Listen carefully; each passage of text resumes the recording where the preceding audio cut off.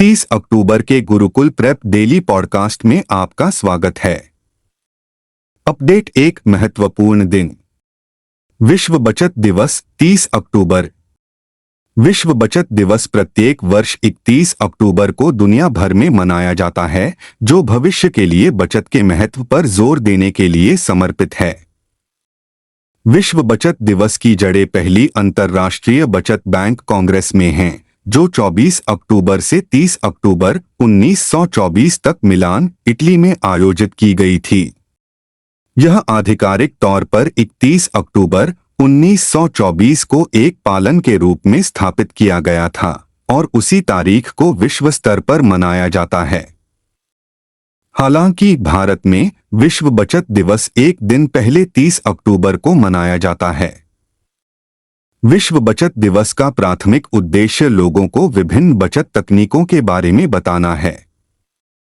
Update 2, समझौता। गेल और वर्बियो India ने कृषि अवशेष आधारित सीबीजी परियोजनाओं को आगे बढ़ाने के लिए भागीदारी की। गेल इंडिया लिमिटेड और वर्बियो इंडिया प्राइवेट लिमिटेड ने संयुक्त रूप से भारत में कृषि अवशेष आधारित संपीड़ित बायोगैस सीबीजी संयंत्रों की स्थापना का पता लगाने के लिए एक समझौता ज्ञापन MoU पर हस्ताक्षर किए। इस सहयोग का उद्देश्य स्थायी ऊर्जा समाधानों को बढ़ावा देने और कृषि अपशिष्ट के उपयोग को बढ़ाने के लिए दोनों कंपनियों की ताकत का लाभ उठाना है। समझौता ज्ञापन की शर्तों के तहत पार्टियां संयुक्त उद्यम जेवी मोड में ग्रीनफील्ड कृषि अवशिष्टाधारित सीबीजी संयंत्रों की स्थापना के लिए उपयुक्त स्थानों की पहचान करने के लिए मिलकर काम करने का इरादा रखती हैं। अपडेट 3, पुरस्कार। रोडरी और एटाना बोनमाटी ने पुरुषों और महिलाओं के बैलोन डियोर जीते।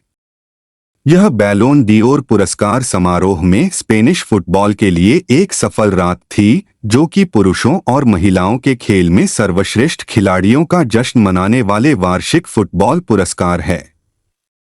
मैनचेस्टर सिटी और स्पेन के मिडफील्डर रोडरी ने अपना पहला बैलन डियोर जीता, जबकि बार्सिलोना और स्पेन की स्टार एटाना बोनमाटी ने प्रस्तुति के दौरान अपना लगातार दूसरा बैलन डियोर फेमिनिन जीता।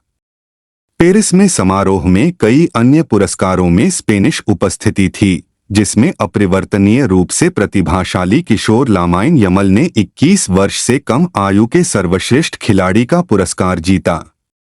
रोडरी के लिए 2024 असाधारण रहा और वह पूरे वर्ष मैनचेस्टर सिटी और स्पेन दोनों की सफलता के लिए महत्वपूर्ण रहे। अपडेट 4, पुरस्कार। चिरंजीवी को अमिताभ बच्चन ने ANR अवार्ड से सम्मानित किया। मेगास्टार अमिताभ बच्चन ने अक्किनेनी नागेश्वर राव की 100वीं जयंती के मौके पर हैदराबाद में दिग्गज अभिनेता चिरंजीवी को ANR राष्ट्रीय पुरस्कार से सम्मानित किया। चिरंजीवी को पुरस्कार देने से पहले बिग बी ने अपने भाषण में अभिनेता की प्रशंसा की। उन्होंने इस तरह के प्रतिष्ठित आयोजन में आमंत्रित करने के लिए नागार्जुन और उनके परिवार का भी आभार व्यक्त किया। बिग बी से अवार्ड लेते हुए चिरंजीवी भावुक हो गए। सम्मान के रूप में उन्होंने अमिताभ के सामने झुककर उनके पैर छुए और उनका आशीर्वाद लिया। अक्किनेनी इंटरनेशनल फाउंडेशन द्वारा स्थापित यह पुरस्कार प्रतिवर्ष कलाकारों को सिनेमा में उनके आजीवन योगदान के लिए सम्मानित करता है। अपडेट 5, अंतर्राष्ट्रीय। ब्राजील ने चीन के बेल्ट एंड रोड इनिशिएटिव से बाहर होने का फैसला किया। ब्राजील ने चीन की अरबों डॉलर की पहल में शामिल नहीं होने का फैसला किया है और वह ब्रिक्स समूह में भारत के बाद इस विशाल परियोजना का समर्थन नहीं करने वाला दूसरा देश बन गया है। अंतर्राष्ट्रीय मामलों के लिए राष्ट्रपति के विशेष सलाहकार सेल्सो अमोरिम ने कहा कि राष्ट्रपति लुला दा सिल्वा की अध्यक्षता वाला Brazil belt and road initiative BRI में शामिल नहीं होगा और इसके बजाय चीनी निवेशकों के साथ सहयोग करने के वैकल्पिक तरीकों की तलाश करेगा। उन्होंने ब्राजील के अखबार ओ ग्लोबो से कहा कि ब्राजील परिग्रहण अनुबंध पर हस्ताक्षर किए बिना चीन के साथ संबंधों को एक नए स्तर पर ले जाना चाहता है। अपडेट 6, विविध। प्रधानमंत्री मोदी और स्पेन के प्रधानमंत्री पेड्रो सांचेज ने गुजरात के वडोदरा में संयुक्त रूप से टाटा एयरक्राफ्ट कॉम्प्लेक्स का उद्घाटन किया। प्रधानमंत्री नरेंद्र मोदी ने संयुक्त रूप से गुजरात के वडोदरा में अपने स्पेनिश समकक्ष पेड्रो सांचेज के साथ C-295 विमान बनाने के लिए टाटा एयरक्राफ्ट कॉम्प्लेक्स का उद्घाटन किया।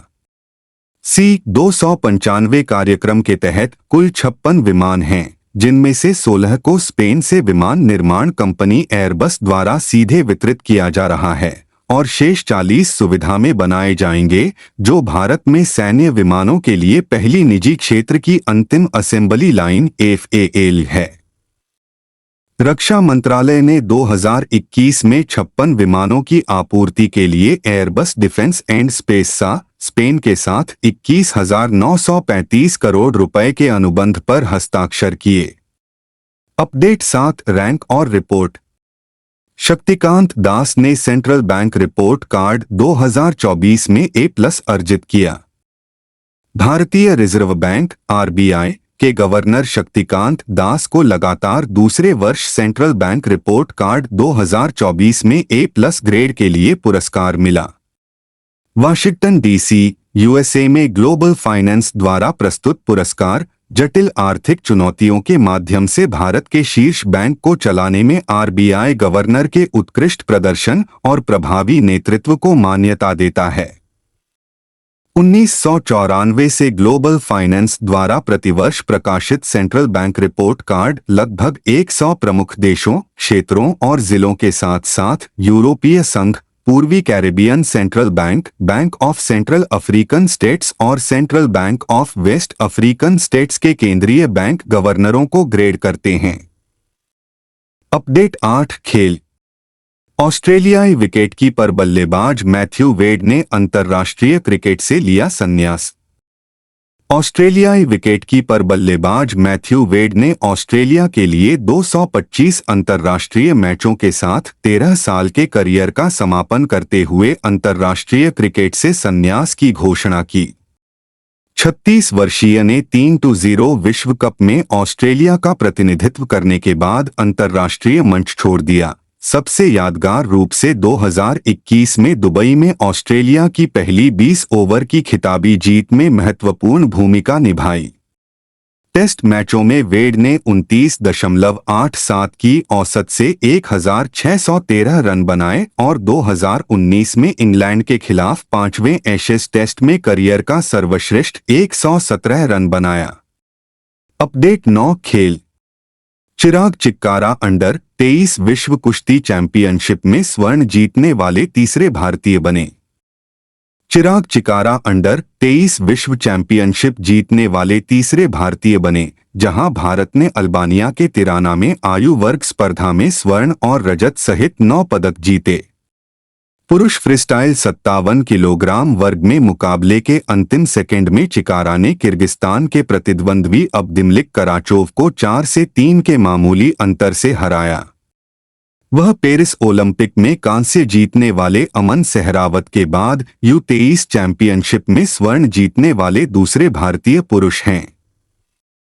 2018 में रवि कुमार दहिया ने U23 विश्व चैंपियनशिप में रजत भी पदक जीता था। अपडेट 10 राज्य। देहरादून में खुला देश का पहला लेखक गांव। पूर्व राष्ट्रपति रामनाथ कोविंद, उत्तराखंड के राज्यपाल लेफ्टिनेंट जनरल गुरमीत सिंह, सेवानिवृत्त, और मुख्यमंत्री पुष्कर सिंह धामी ने देहरादून में संयुक्त रूप से लेखकों के इस गांव का उद्घाटन किया। देहरादून से लगभग 24 किलोमीटर दूर थानो गांव में स्थित लेखक का गांव पूर्व मुख्यमंत्री रमेश पोखरियाल निशंक के दिमाग की उपज है, जो खुद एक प्रतिष्ठित लेखक हैं। उनका दावा है कि इस गांव में लेखकों को अपनी रचनाओं के निर्माण के लिए आवश्यक शांत और रचनात्मक वातावरण मिलेगा। पूर्व राष्ट्रपति कोविंद ने इस गांव को लेखकों, कवियों, साहित्यकारों और अन्य रचनात्मक कार्यकर्ताओं के सामने आने वाली व्यावहारिक कठिनाइयों को हल करने की दिशा में एक अभिनव पहल बताया और इसके लिए निशंक की प्रशंसा की।